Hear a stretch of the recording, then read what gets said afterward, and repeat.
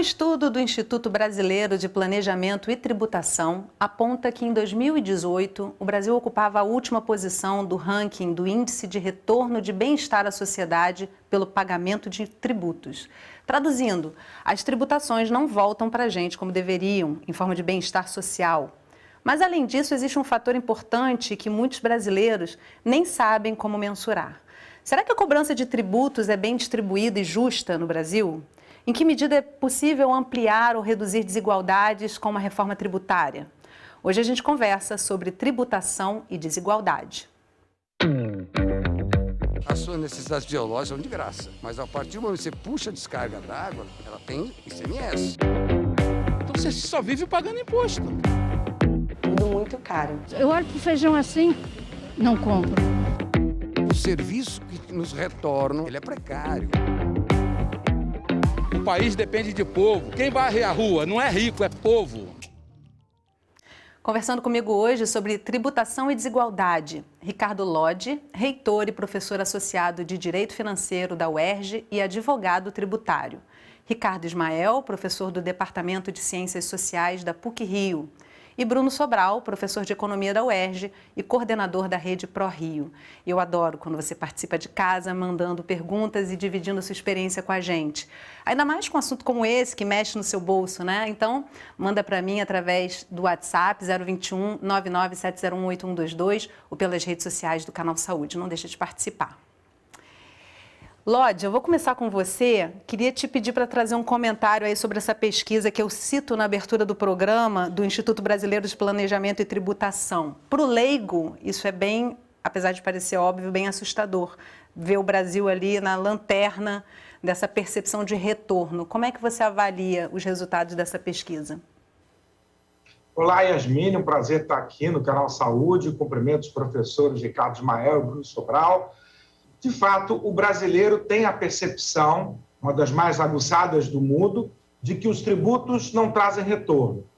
É claro que, para a gente saber quanto se paga de tributo enquanto sociedade, a gente precisa saber que Estado a gente quer. Se a gente quer um sistema único de saúde que seja universal e gratuito, se a gente quer escolas públicas de qualidade, evidentemente é preciso ter tributos. O sentimento de carga tributária asfixiante é que no Brasil quem paga tributo são os pobres, são os consumidores, são os trabalhadores que pagam sem sentir nos seus salários e produtos. Os ricos vivem numa bolha, num paraíso fiscal, onde o patrimônio e os lucros são muito pouco tributados se comparados internacionalmente. Por isso esse sentimento que o tributo não traz retorno. Essa é uma fala inicial super importante para a gente ter essa percepção, né? Ricardo Ismael, eu quero trazer com você a importância da tributação e como é que a gente pode explicar para quem está assistindo a gente em casa como é que ela funciona basicamente no Brasil. Prazer falar com você, Yasmine, com o Ricardo Lodge, com o Bruno Sobral. Esse é um tema que, para o leigo, certamente, às vezes, passa, vamos dizer assim, um pouco distante, vamos dizer assim, de discussões, e que certamente eu queria poder dizer o seguinte: há necessidade da gente tentar entender, vamos dizer assim, quem financia o Estado, e principalmente o governo, porque esse governo, são os governos, governo federal, estadual e municipal, que vão fornecer serviços sociais, tá certo? Deixando um pouco de lado a Previdência, mas certamente educação, saúde, existe uma série de serviços sociais que estão no dia a dia do povo brasileiro, dos trabalhadores e de suas famílias, que, claro, dependem normalmente de um financiamento desses serviços, né, que são oferecidos. Claro que, além da definição desse financiamento, quer dizer, quem financia, também há a discussão de quem são os beneficiários. Lembrando que no Brasil também existem muitos subsídios, ou seja, pessoas que deixam de pagar impostos, ou seja, uma série de empresas ou setores que terminam não sendo isentados de parte, pelo menos, dos impostos que deviam pagar, e isso termina onerando o restante da população. Em resumo, eu acho que o dia a dia do consumidor, ele precisa ficar mais atento ao tributo que paga na hora do consumo, na hora que paga na questão do serviço, na energia elétrica, na telefonia, na água, porque claramente isso talvez pudesse mobilizar mais a população em geral a tentar questionar, abrir um debate sobre essa questão dos tributos indiretos, principalmente, que incidem em todo o consumo no dia a dia dessas famílias e trabalhadores. Bruno, tanto na fala do Lodge quanto do Ricardo Ismael, a gente tem aí uma coisa que é sensível na população brasileira, né? Toda vez que se fala em reforma tributária, o povo, no geral, a população em geral, se sente ameaçada pela possibilidade de mais tributação, de desemprego, enfim, uma série de fatores que podem mudar a realidade dessas pessoas. Como é que a gente pode pensar a tributação no desenvolvimento econômico sem sobrecarregar tanto a população? É isso. E é o desafio que deveria ser colocado como primeira coisa, né? Ou seja, você tinha que pensar primeiro qual é o seu planejamento, qual é a sua estratégia de desenvolvimento, e qual é, então, uma tributação eficaz para isso. E muitas vezes se faz ajustes fiscais e busca, né, reformas tributárias descoladas de qualquer debate sobre uma estratégia de desenvolvimento econômico. Então, inclusive, ela se torna ineficaz até para esse resultado, né? Ela onera a população e não alcança o resultado de recuperar a economia, redinamizar ela. Eu acho que o grande desafio é fazer primeiro essa pergunta, né? Qual é o plano, qual é o projeto nacional que nós queremos para esse país? E aí sim, uma tributação compatível com isso. Bom, e acho que a gente precisa ouvir quem está nas ruas, saber como é que a população se sente com relação a isso. E a nossa equipe foi para o Largo da Carioca, no centro do Rio, para verificar a percepção das pessoas sobre a tributação no Brasil. Vamos ver.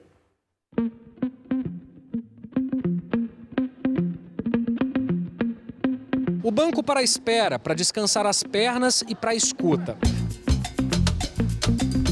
Nossa equipe está no Largo da Carioca, no centro do Rio. Hoje a gente vai bater um papo com quem passa por aqui, para saber o que as pessoas entendem sobre impostos, para que servem e se elas têm ideia real de quanto elas pagam. O imposto em cima do nosso consumo em itens básicos, como esse feijão aqui. Imposto que é cobrado da mesma forma, tanto para quem é mais pobre quanto para os ricos. Só que para quem vive com dificuldade, o preço do feijão faz toda a diferença, ou se faz. E essa desigualdade fica mais evidente quando a gente compara um Fusquinha e uma lancha. O IPVA é cobrado, senão o Fusquinha não pode continuar rodando. Já a lancha não paga imposto, assim como helicópteros, iates e jatinhos. No fim das contas, quem é muito rico paga pouco e quem é pobre paga muito proporcionalmente. Como funciona a cobrança de impostos no Brasil? Olha, sinceramente, eu tenho pouco conhecimento em economia, mas eu sei que os impostos aqui eles são todos embutidos, né? Estou meio por fora desse negócio, não entendo muito disso aí, não. Tenho dúvidas de como é realizado esse procedimento. A tributação ela é embutida no preço, então o cidadão, o contribuinte, eu não chamo de cidadão, ele tem às vezes pouca noção de que tudo que ele consome, ele está pagando tributos. Eu olho para o feijão assim,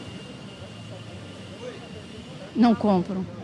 Eu comprava lentilha, não compro. Os tributos no Brasil incidem no consumo, renda e no patrimônio dos cidadãos e das empresas. Só que nesses 3 pontos é possível observar como esse modelo acaba beneficiando quem ganha mais.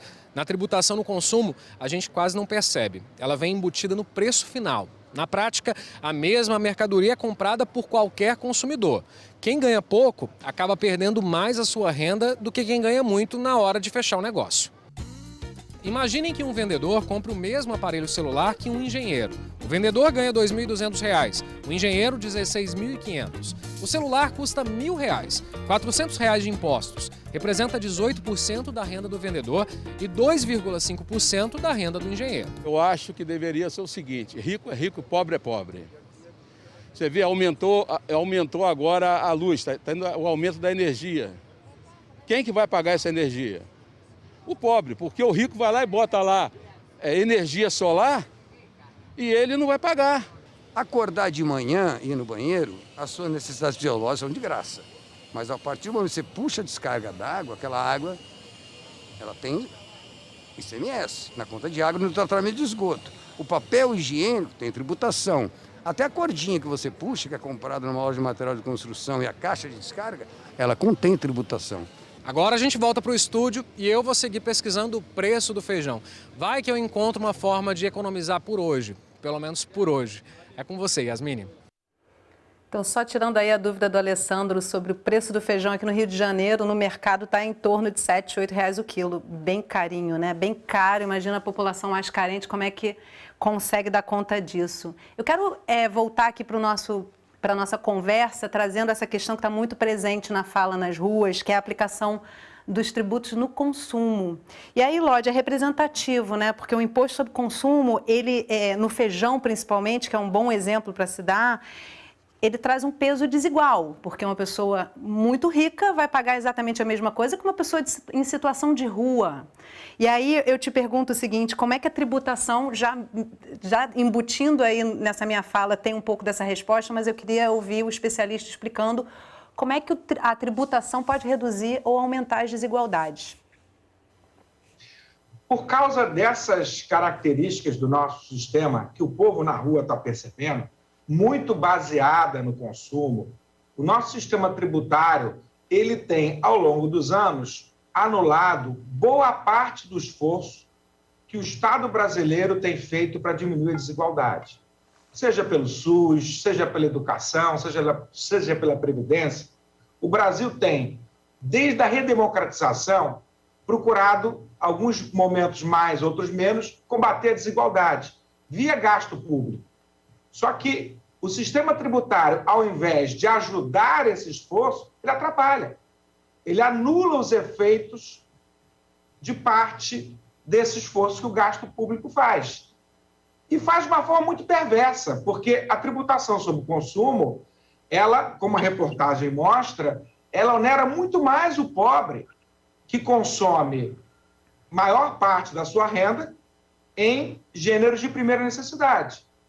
Enquanto o pobre gasta tudo que tem no consumo, o rico consegue gastar uma pequena parcela e tem a oportunidade de entesourar esses recursos. Então, o país que opta por tributar mais o consumo do que o patrimônio e a renda é um país que tem um sistema tributário que concentra a renda, como é o caso do sistema brasileiro, um dos mais iníquos. Se a gente for comparar o percentual de PIB que o Brasil tributa a renda e o patrimônio de um lado e o consumo de outro, é exatamente o contrário dos Estados Unidos.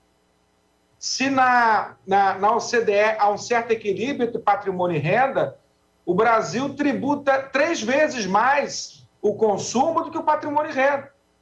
Os Estados Unidos fazem exatamente o contrário. Por isso que os ricos ganham dinheiro no Brasil e vão consumir nos Estados Unidos. O pobre não tem esse direito. Paga muito tributo aqui sobre os gêneros de primeira necessidade.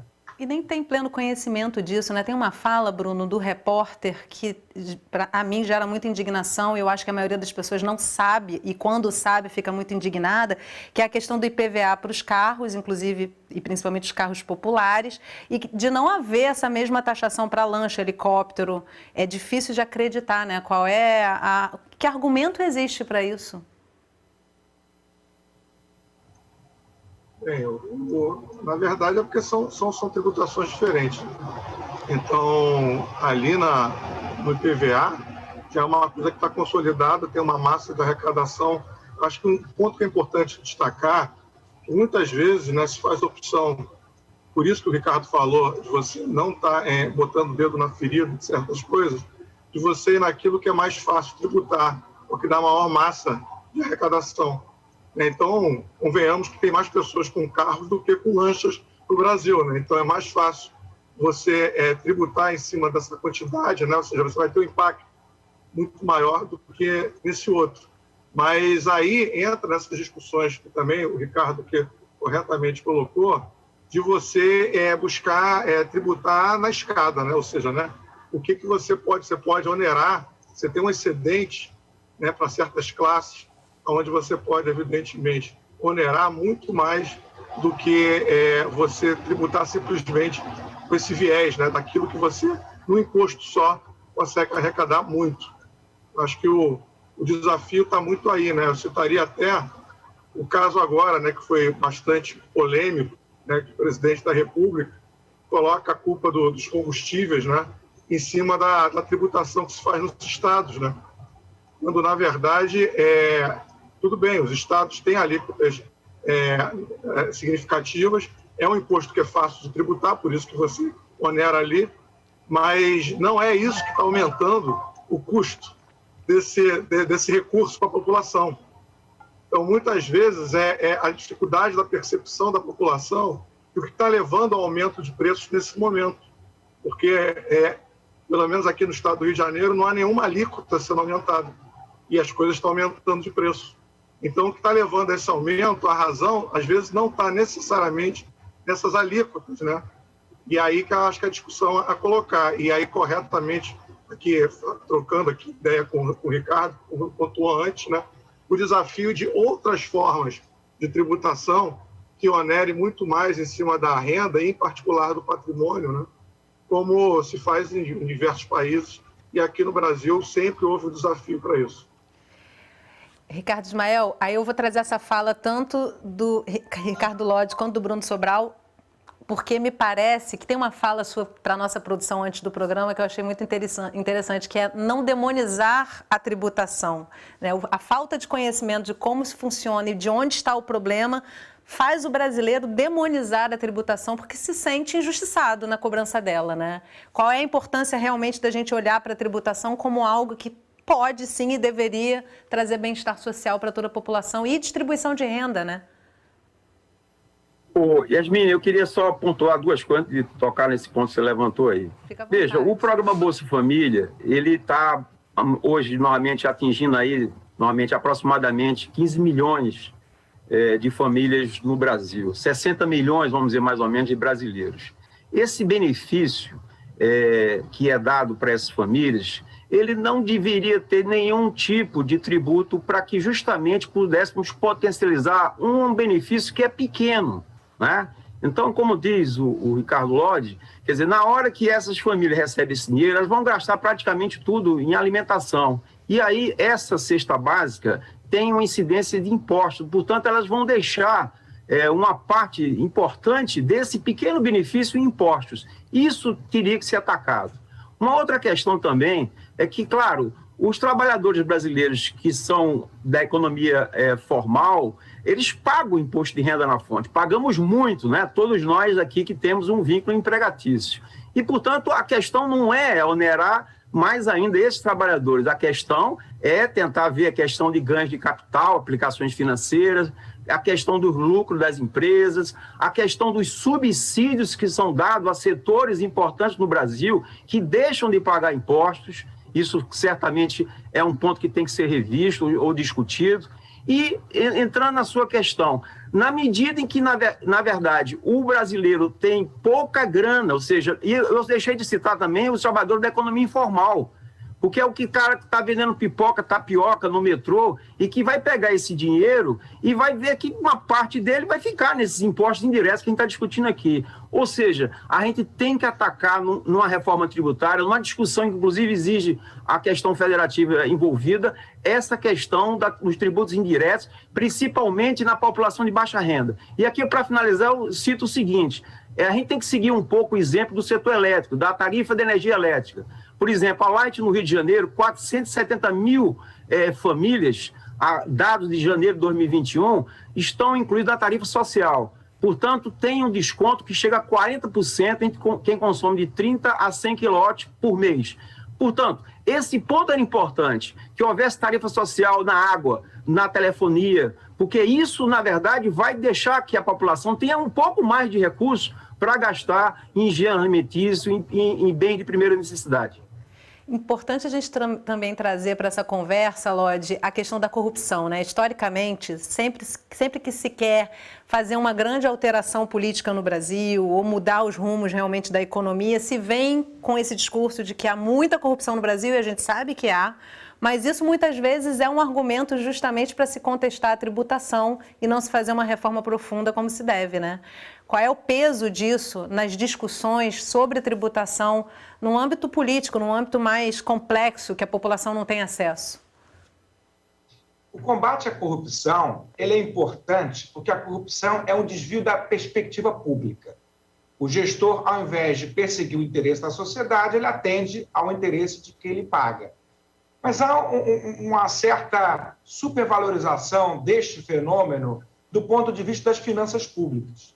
É importante que o cidadão saiba que o Estado não tem capacidade de agir, não é por causa da corrupção, não é porque o fulano ou Beltrano roubou que falta dinheiro para o atendimento das políticas públicas.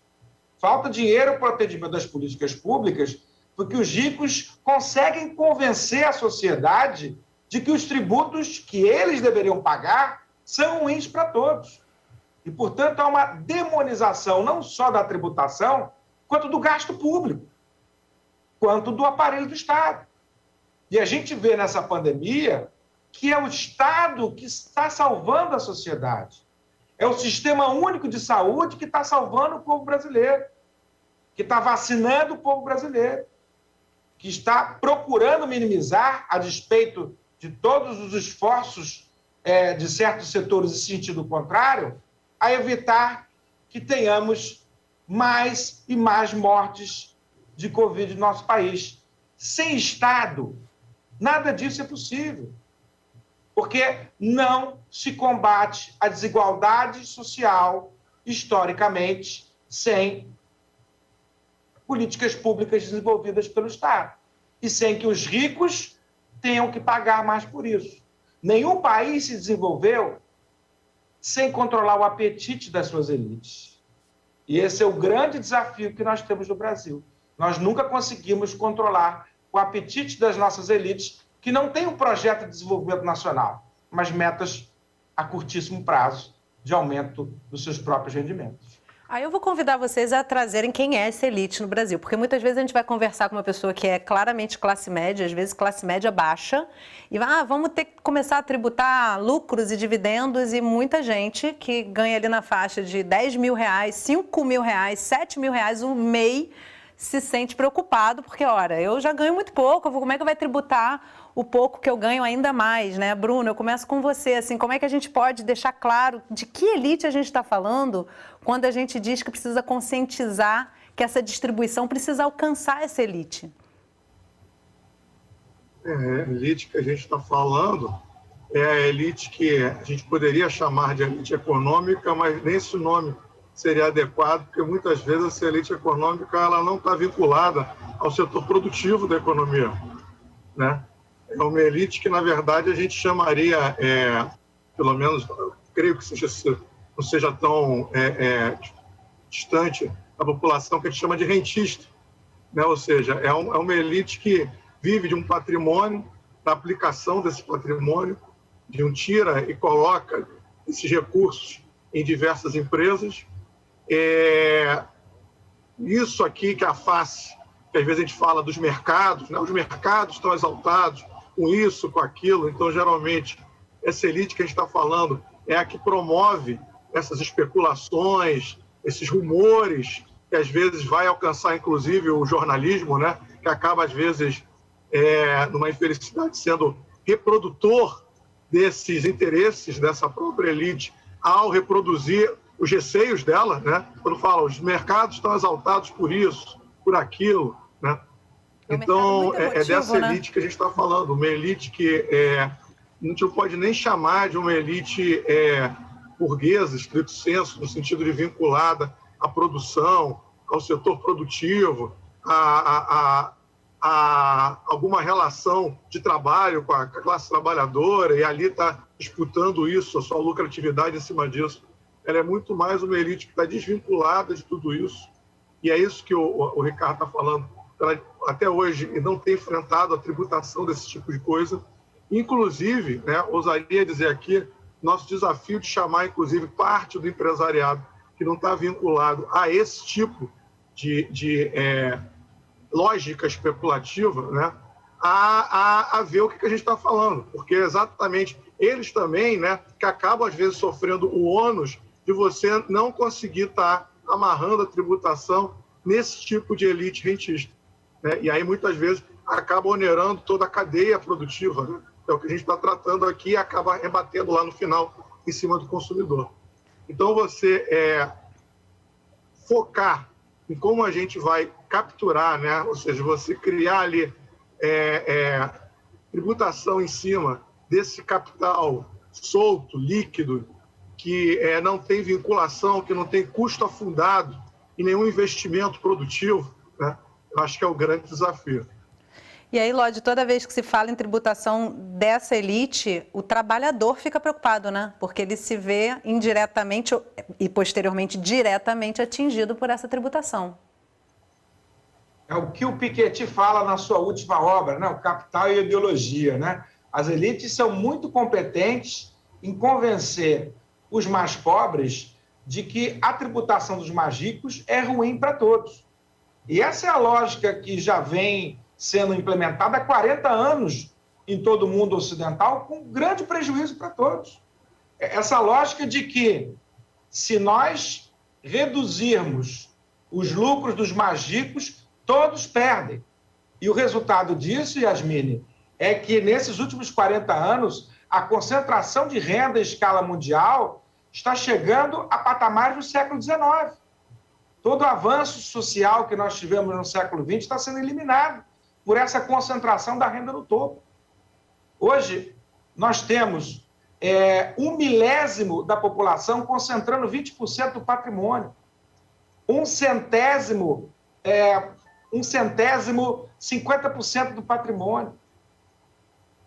Quer dizer, como é que vai ficar isso? 1/10 concentrando 90% do patrimônio. E 50% apenas 5% do patrimônio. A cada ano, nós temos um menor número de indivíduos no Brasil, acho que no ano passado eram 5, provavelmente nesse ano já serão menos, concentrando a mesma riqueza de metade da população brasileira mais pobre. Não há democracia que suporte tanta concentração de renda. Eu vou pedir permissão da minha diretora, Cíntia Pessoa, para ouvir Ricardo Ismael antes da gente fechar esse bloco. Só para esquecer um gancho, isso Sim. tudo que o Ricardo falou, com baixas taxas de crescimento econômico. Tá? Ou seja, sim, aí que está a grande desvinculação, né? Ou seja, né? Como é que essas pessoas estão enriquecendo, né? Sem a economia, sem a sociedade, está tendo progresso. No final das contas, essa concentração faz com que aconteça exatamente o contrário do que eles dizem que pode acontecer, né? Eu queria ouvir mais um pouquinho, Ricardo Ismael, sobre essa questão da pirâmide tributária, antes da gente fechar esse bloco. O Brasil certamente está há muitos anos, né, com uma desigualdade que hoje ainda chega a 0,50 do Gini. Quer dizer, apesar de uma queda ali entre 95 e 2014, ela voltou a crescer e mesmo em 2014 ainda estava muito elevada. Se você desagregar isso por estado, você tem normalmente estados como Piauí e mesmo o Distrito Federal que se aproxima de 0,6. Então, o nosso índice de concentração de renda é muito elevado. Eu diria aqui que duas questões são fundamentais para tentar atacar a questão da desigualdade de renda no Brasil. É a questão, novamente, de você aumentar a questão dos benefícios de transferência direta de renda e tentar trabalhar, como eu disse, para que esses não sejam taxados por tributos indiretos. Aí entra a questão da cesta básica e também a questão da tributação, que possa ser mais progressiva. E aí, tudo que os colegas falaram, eu concordo. O capitalismo do século XXI é um capitalismo cada vez mais financeiro e, portanto, há uma dificuldade dos países nessa taxação dessas movimentações de capitais, que já desde os anos 90, inclusive, atinge o Brasil, às vezes de maneira dramática, e outros países também da América do Sul. E eu diria que a questão, portanto, das aplicações financeiras, que são os ganhos de capital, e também lucros de empresas, que muitas vezes, normalmente, diante dessas empresas de nova tecnologia, que também são difíceis de serem taxadas, é o grande desafio dos governos, dos governantes. Em resumo, é preciso que haja, normalmente, uma preocupação maior em tentar isentar, reduzir a tributação no piso da pirâmide e tentar aumentar essa taxação lá em cima. Inclusive porque assim você vai ter realmente uma forma de tentar buscar um desenvolvimento mais saudável, como todos os colegas disseram. É preciso crescer, mas a gente precisa crescer reduzindo a desigualdade.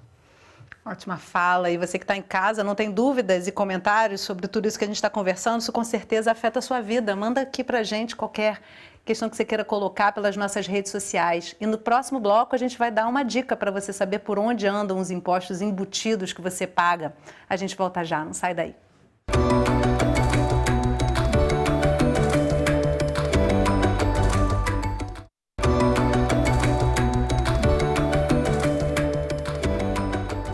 Sala de Convidados está de volta conversando sobre tributação e desigualdade. Comigo nessa conversa, Ricardo Lodge, reitor e professor associado de Direito Financeiro da UERJ e advogado tributário. Ricardo Ismael, professor do Departamento de Ciências Sociais da PUC-Rio. E Bruno Sobral, professor de Economia da UERJ e coordenador da Rede ProRio. E você que ainda não participou do programa hoje, manda as suas perguntas e seus comentários para mim pelo WhatsApp 021 997018122 ou pelas redes sociais do Canal Saúde. Agora a gente vai até o bairro de Madureira, no Rio de Janeiro, na casa da Tainá. Ela e o nosso repórter conferiram os impostos que estão em letras bem pequenininhas na sua nota fiscal. Você já parou para ver quanto você realmente está pagando? Às vezes passa despercebido, mas está tudo ali. Tainá, tá tudo bem? Tudo bem, acabei de chegar do mercado. Que bom, que a gente veio aqui justamente para mostrar as suas compras. Aqui então a gente tem arroz, açúcar, macarrão, o sal e o pó de café. E como é que estão os preços no supermercado? Os preços estão absurdos, né? Tudo muito caro.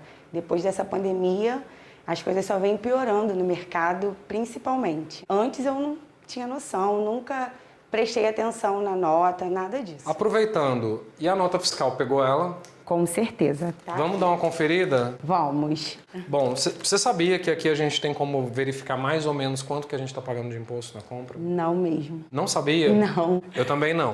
Aqui na nota fiscal a gente vê que tem uma lei, que tem a Lei Federal 12.741, que garante que a gente tem uma ideia real de quanto a gente está pagando de imposto, de quais são os tributos que incidem sobre produtos e serviços. Aqui, para a gente ter uma ideia, olha aqui, Tainá, você gastou R$ 17,81 nessa compra. Uma compra pequena, né? Uma compra só para esse dia de hoje mesmo. E aqui a gente está vendo que o total de impostos, R$ 6,37. Isso equivale a 19,79% da sua compra. Cerca de 20% do que você pagou. Só daqui foram impostos. Tainá, você tinha uma ideia de o quanto você gastava de impostos só no supermercado? Não fazia a mínima ideia e a partir de hoje vou prestar mais atenção nessa questão. Com esses preços absurdos, no final do mês, se for botar na pontinha do lápis, com certeza vai fazer diferença. Os preços de cada produto variam de acordo com o lugar em que você mora, mas uma coisa a gente tem certeza, né, Tainá? A gente tem que ficar de olho aqui, ó, na nota fiscal para a gente saber o quanto a gente realmente paga pelas coisas que a gente consome. Mas agora eu vou deixar a Tainá em paz, ela vai fazer a macarronada dela. Tá quase na hora do almoço, né, Tainá? Sim. Obrigado, viu? Tchau, gente. E olha aí, se você tem tido essa experiência de observar sua nota fiscal, manda para mim um comentário sobre isso. A gente já tem aqui um comentário da nossa audiência que eu vou trazer aqui para os nossos convidados. O Rodrigo Poniche encaminhou para a gente pelo WhatsApp a seguinte pergunta: o que a gente pode esperar dessa nova reforma tributária que está sendo discutida? Dá para esperar alguma melhora vindo de um Estado que joga sempre a favor da elite financeira? Começo com você, Lodge. A pergunta já oferece a resposta.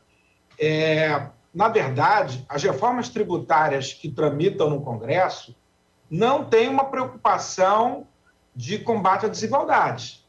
Tem preocupações na simplificação, por exemplo, aquela proposta que unifica os 5 tributos sobre o consumo, ela, do ponto de vista da simplificação, é muito boa, mas do ponto de vista da federação e da desigualdade é péssima, porque retira dos estados o poder de fazer qualquer política fiscal e acaba com a seletividade do imposto, que é a alíquota maior para os bens consumidos pelos mais ricos e a alíquota menor para os bens consumidos pelos mais pobres, ou até isenção, como o Ricardo Ismael defendeu aqui, que é tão importante. Então, eu acho que as reformas tributárias em discussão não atacam o problema da desigualdade. Recentemente, tivemos uma proposta da Receita Federal para tributar os dividendos, estabelecer alguma progressividade maior no imposto de renda. Essas são propostas que tendem a tornar o sistema mais justo. E, portanto, eu tenho a convicção de que elas não serão aprovadas na atual legislatura do Congresso Nacional, que não tem sinalizado um compromisso com estabelecer um sistema tributário mais justo. A gente ouve falar em simplificação, a gente ouve falar em facilitar a vida das empresas, mas não há a preocupação de tornar o sistema tributário mais justo, contribuindo para a redução da desigualdade social. Ricardo Ismael, eu quero te deixar à vontade para comentar essa fala do Lodge, mas também acrescentando aí, aprofundando numa questão que ele traz, que é a questão dos municípios e dos estados, essa distribuição, porque muitas vezes quando a gente fala em tributação, imediatamente, lógico, a gente pensa no cidadão, né, na pessoa que está ali na ponta pagando esse imposto, mas é muito importante a gente discutir também essa distribuição, essa desigualdade entre os municípios, né? Porque muitas vezes um município mais pobre não vai ter condição realmente de lidar com uma reforma que ele tire valores, né? Yasmine, a sua pergunta é ótima, que me permite até de falar aqui. Eu sou coordenador lá na PUC-Rio do Núcleo de Estudos sobre Federalismo, Política e Desenvolvimento. Certamente a questão federativa ela tem uma relação muito direta com a questão do sistema tributário. Na verdade, no jargão nosso mais técnico, se trata, vamos dizer, do federalismo fiscal. Quer dizer, para você fechar o capítulo do sistema tributário na Constituinte, isso houve um acordo, um pacto federativo, como também a revisão dele vai exigir uma mobilização do governo federal, dos governos estaduais e também das prefeituras. E aí, indo direto para a sua questão, veja, e concordo inteiramente com o Ricardo Lodge, que, na verdade, a reforma tributária, ela é hoje tímida, ela atende muito mais, enfim, questões muito pontuais do ministro da Economia, do Paulo Guedes, e pensando também no projeto de eleição do presidente para 2022, do que realmente atacar dois problemas que eu queria aqui salientar. Em primeiro lugar, a reportagem aí que traz a Tainá Paiva, que ela traz uma cesta básica, né? Vai preparar o macarrão, tem o óleo, tem o sal, enfim, você tem ali os produtos da cesta básica. Era preciso enfrentar essa questão, porque a maior parte dos tributos são do ICMS dos estados. Mas os estados não podem fazer essa renúncia, não podem isentar a cesta básica, porque eles vão perder a arrecadação e vão deixar, portanto, o buraco aí para oferecer outros serviços para a população. Então, é preciso haver uma compensação, caso haja essa isenção dos produtos da cesta básica. Mas isso é uma prioridade, porque isso ajudaria muito as famílias de baixa renda, do programa Bolsa Família, agora do auxílio emergencial. O segundo ponto entra a questão federativa, ou seja, nós vivemos num país que tem 5.570 municípios. Aproximadamente 400 municípios geram, 75% do PIB do país. É aí onde está o grosso da arrecadação. Praticamente, a gente tem um federalismo onde os recursos são transferidos para o governo federal, que vai repassar para esses municípios pequenos e médios, que são absolutamente dependentes das transferências constitucionais ou transferências voluntárias. Ou seja, os municípios pequenos e médios não teriam renda, receita para fazer Bolsa Família, para fazer o programa Mais Médico, para fazer o Fundeb. Eles dependem justamente desses fundos, dessas iniciativas que têm o pilotado pelo governo federal. Então, é importante a gente salientar que uma reforma tributária não pode descentralizar muitos recursos. Ou seja, se a gente quiser combater desigualdades regionais no país, a gente não pode começar aquela ideia que às vezes é propagada de menos Brasília, no sentido de reduzir os recursos do governo federal e deixar todo com os governos estaduais, com os governos municipais, porque isso só ia favorecer os que têm receita, aqueles que têm um poder de arrecadação. E, portanto, para tentar atender a população que vive nesses pequenos e médios municípios, como eu falei, você precisa do governo federal. Ele é que pilota a maior parte dessas transferências constitucionais. Ele é que pilota esses programas que eu aqui me referi, como Bolsa Família, Mais Médico e o próprio Fundeb. Ou seja, é necessário que a gente tenha uma visão de uma cooperação federativa, que a gente continue observando isso numa eventual reforma tributária. Lodge, quer comentar? Quero. eu concordo em parte. Eu acho que a União tem um papel importante nas políticas públicas de transferência direta, de renda, mas a gente não pode esquecer que os principais itens sociais estão na mão de estados e municípios, que é a educação, que é a gestão do Sistema Único de Saúde, que é a segurança pública, que influencia muito na vida do cidadão, e os estados e municípios estão quebrados. Quer dizer, é preciso que qualquer reforma tributária tenha esse olhar que atenda esses dois focos. Combate às desigualdades sociais, mas também combate às desigualdades interregionais, porque a gente não pode acreditar num federalismo fiscal que dependa exclusivamente de transferência de recurso federal para estados e municípios, porque a União, ao gerir a sua política tributária, ela pode causar prejuízo a estados e municípios, como é histórico no Brasil. Eu acredito muito no poder do experimentalismo de municípios e estados de fazer diferente, de propor medidas para o seu próprio desenvolvimento, não depender tanto de políticas públicas federais.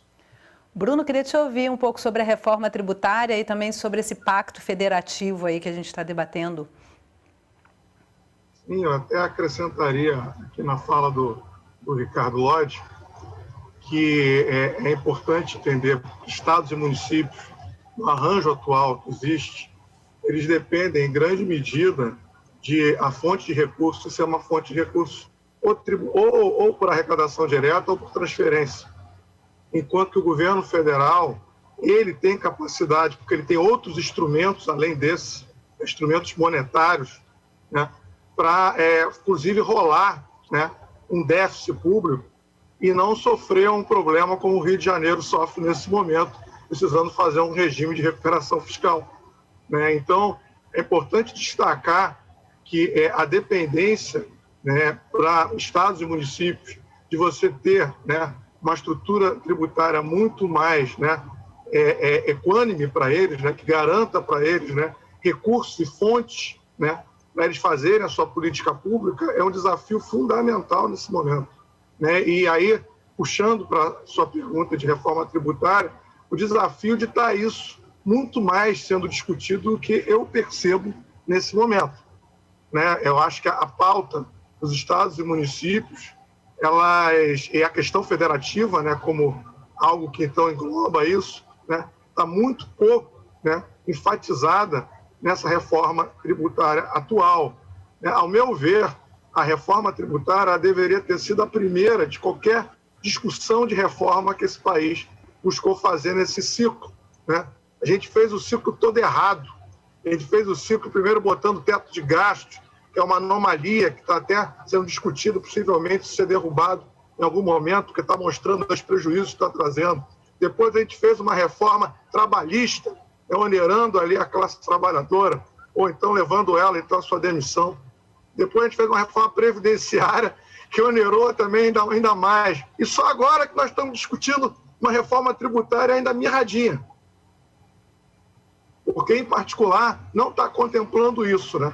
Como buscar os recursos necessários para estados e municípios fazer a boa parte da política pública que ele precisa, como você fazer disso um instrumento de combate à desigualdade. Muito mais, ela está indo no mesmo ciclo que era das agendas anteriores, que é o quê? É o custo do empresário. Como você reduzir o custo do empresário. Então, primeiro, você combater o custo do empresário na Previdência, custo do empresário na reforma trabalhista, e o teto de gasto, porque ele achava que isso aí o Estado está gastando demais, então vamos botar um teto ali, porque senão vai ter o custo de o Estado vai precisar de mais recursos que a gente não quer pagar. Né? Então, acho que a gente tem que sair da lógica do pato, né? Ou seja, eu não vou pagar o pato, que permeou todos esse ciclo, e agora está chegando na reforma tributária. E, de fato, a gente pelo menos aproveitar essa janela agora para fazer, de fato, uma reforma que busca atacar o que é essencial para esse país. Ao meu ver, a desigualdade, e, em particular, a reforma do Pacto Federativo, para que a gente não sofra regimes, como a gente está tendo agora que assinar pelo governo federal, uma série de restrições, né? E, em particular, por exemplo, não tendo como elo fundamental como fazer gasto público, como aumentar o investimento, como recuperar a economia.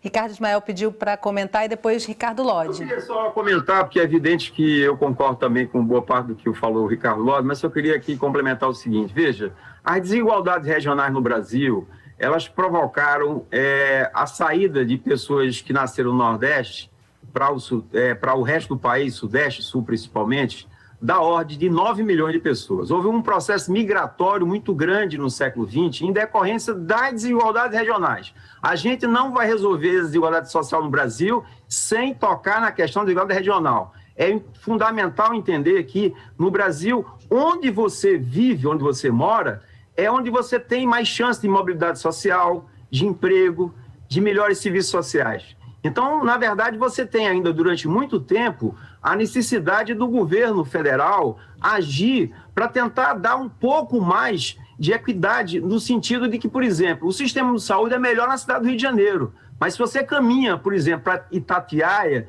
você caminha para os municípios menores do estado do Rio de Janeiro, você vai ver problemas, do mesmo jeito do Nordeste, no interior do país. Então, é necessário ter uma visão, certamente, do território nacional. E aí é que eu estava dizendo, é necessário que nossa reforma tributária estabeleça ainda o princípio da cooperação governamental e intergovernamental, olhando a questão do equilíbrio federativo, porque senão a gente vai continuar fazendo como no século XX, estimulando migração. Agora, isso não significa, porque eu tenho uma formação curiosa, eu sou de Pernambuco, passei 30 anos da minha vida lá, e os outros 30 aqui no Rio. Portanto, eu conheço bem a situação do Rio e sou contrário completamente a essa situação que chegou dramática no estado do Rio de Janeiro, que hoje se aproxima, essa dependência, né, a baixa autonomia fiscal, acho que o Bruno sabe disso, o estado do Rio de Janeiro se aproxima do estado do Nordeste, com a baixa autonomia fiscal também, ou seja, muito independente do governo federal. Mas tentando esclarecer o seguinte, é claro que nesse período agora houve uma reconcentração de recursos no governo federal, principalmente a partir do governo Fernando Henrique. E quem foi penalizado foram os estados. Os estados hoje, normalmente, perderam participação no bolo tributário nacional em função dessa reconcentração. Então, é claro que a gente precisa também pensar em dar mais recursos para os estados, porque, afinal de contas, e aí eu concordo inteiramente, quem operacionaliza as políticas sociais são os estados e municípios. O papel do governo federal de financiamento, de coordenação e de um sistema de avaliação é dele. Agora, a operacionalização é do estado e município. Portanto, não se trata de deixar os estados com pires na mão, batendo na porta do governo federal, mas enfrentar a questão das desigualdades regionais. Lodge.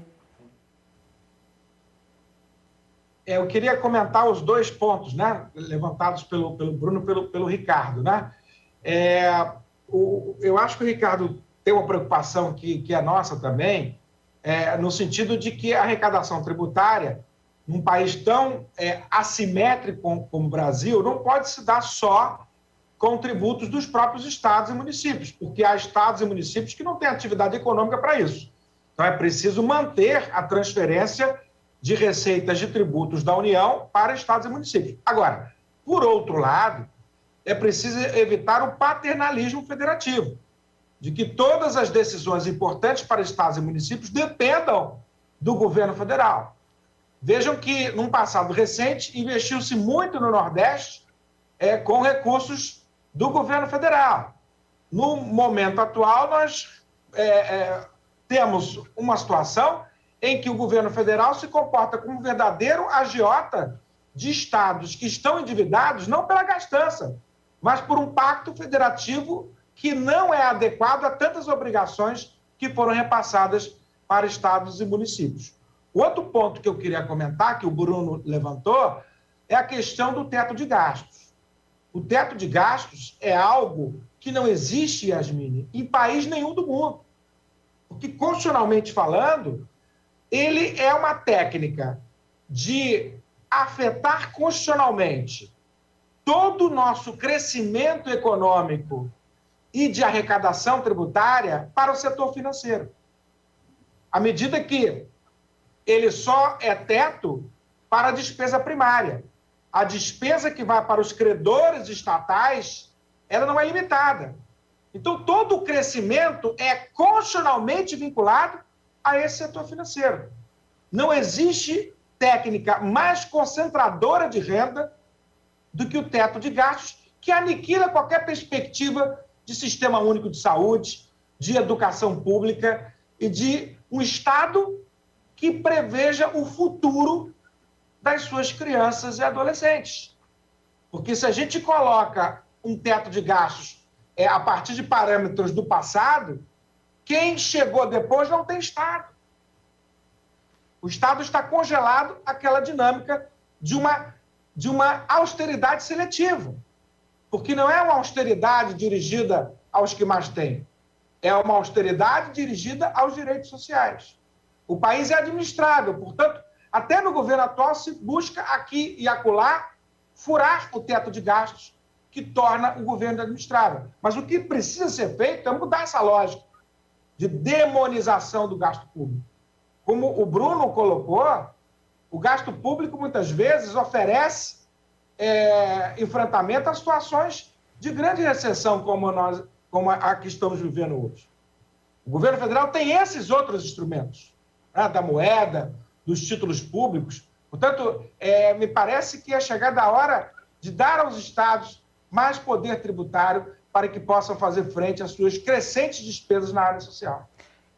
Que bom que essa questão do teto de gastos apareceu aqui na nossa conversa, porque realmente é fundamental e principalmente no momento em que as pessoas estão dizendo viva o SUS, encontrando a importância que o SUS sempre teve e agora mais do que nunca se mostra, né, evidente para toda a população. Então, realmente, com o teto de gastos, o cobertor é muito curto, ou uma coisa ou outra, ou viva o SUS ou teto de gastos. As duas coisas não dá, né? E a gente discute isso muito aqui no Canal Saúde.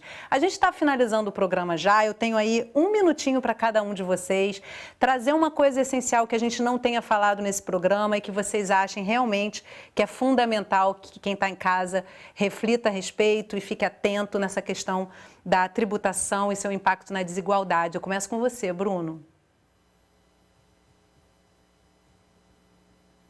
Bem, o que eu falaria aqui em 1 minuto é que, evidentemente, para quem está comprando coisas, né, os tributos podem ser vistos como algo que é ruim, ninguém quer pagar mais caro, né? Agora, é importante inverter um pouco o jogo da relação, da reflexão, e entender qual é a política pública que eu desejo, quais são os recursos necessários para essa política pública, né? E aí sim, muito mais cobrar, né, por que a política pública não está sendo feita com os recursos que estão sendo ali administrados, né? Então, todo um planejamento e o papel do Estado, que deveria ser talvez mais motivo de discussão do que simplesmente ver na ponta. E nesse momento, se as coisas estão mais caras, queria destacar isso para finalizar, não é porque está havendo aumento de alíquotas, tá? Então, ou seja, é um fenômeno dessa própria disfuncionalidade da política econômica brasileira nesse momento, que está gerando esses efeitos, e a população, ao não identificar isso, vai às vezes buscar a causalidade em um local que não é o correto, porque não é nas alíquotas que estão sendo aumentadas, não está ocorrendo isso. Então, é isso que eu queria destacar. Então, o grande desafio é como sair dessa disfuncionalidade, buscar uma política econômica mais adequada para a recuperação, para o aumento dos empregos. Com certeza, dessa maneira, os preços vão abaixando. Ricardo Ismael. Eu acho que o debate aqui, agradeço o convite, prazer estar aqui com os colegas, Ricardo Lodge, Bruno Sobral, com você. E eu queria só destacar um ponto que eu acho que é importante, é a questão da participação. O setor financeiro, ele influencia bastante as decisões no Congresso Nacional, até porque também financia candidatos a presidente da República. A bancada ruralista também, setores corporativos importantes também participam do debate na questão, estou me referindo à questão da reforma tributária. É muito importante, nos 2 vídeos que aqui foram exibidos, mostra que a população às vezes tem um desconhecimento dos impostos que pagam ali na cesta básica, na hora do consumo. As pessoas às vezes passam um pouco a sensação de impotência para tentar mudar essa carga tributária muito grande nas famílias de baixa renda. Então não há outra saída, é preciso se mobilizar. É preciso se mobilizar apostando em candidatos para o Parlamento, Assembleia Legislativa e também para o Congresso Nacional, Câmara dos Deputados, que estejam defendendo essa pauta de redução da tributação com relação às famílias de baixa renda. É preciso também que os movimentos sociais procurem participar das discussões do eventual reforma tributária que possa acontecer no Congresso Nacional a partir de 2023. Provavelmente nesse governo insano não vai acontecer mais nada. Então, eu diria o seguinte, é preciso que existam atores sociais empenhados em mobilizar a população para uma reforma tributária que aponte num tipo de justiça tributária para o país. Sem essa mobilização, acho difícil que a gente possa avançar. Lodi. Queria agradecer, Yasmine, seu convite de estar aqui debatendo com os professores Ricardo e Bruno esse tema tão importante, e é uma iniciativa sensacional do Canal Saúde, porque esse tema ele é tratado só pelos ricos. E os ricos conseguem financiar uma rede de centros de pesquisa, de profissionais, de órgãos de mídia, que fazem com que essas ideias sejam hegemônicas na sociedade. Portanto, democratizar a discussão sobre finanças públicas é uma estratégia fundamental, porque as receitas existem. Nenhum país hoje desenvolvido chegou onde chegou sem apostar na tributação progressiva, sem apostar no papel do Estado como indutor do desenvolvimento. Só que essa discussão está interditada na grande mídia. Portanto, é muito importante iniciativas como esta, do Canal Saúde, de trazer ao público, e a um público formador de opinião, esse tema central das finanças públicas, para que a gente possa aspirar, num futuro próximo, ter uma composição mais democrática, de saber que os mais ricos suportarão os encargos de uma atuação estatal desenvolvida não só aos mais pobres, mas ao desenvolvimento econômico, social e cultural do país. Muito obrigada, Ricardo Lodi, Ricardo Ismael e Bruno Sobral. Foi uma aula para mim ouvi-los falando. Acho que aprendemos muito com essa fala de cada um de vocês e torcendo aí para que a gente em algum momento tenha de fato uma reforma tributária que toque nos pontos que machucam a sociedade, né? Porque senão a gente fica só adiando os problemas e para poder defender o nosso SUS a gente precisa que isso aconteça. Muito obrigada pela participação de cada um de vocês. E obrigada a você que acompanhou o programa de hoje. Se quiser compartilhar essa conversa, entra lá no site do Canal Saúde. Você vai encontrar um acervo com toda a nossa programação completa. E não esquece que toda semana a gente tem um assunto relevante para dividir com você. Então eu te espero no próximo programa. Até lá!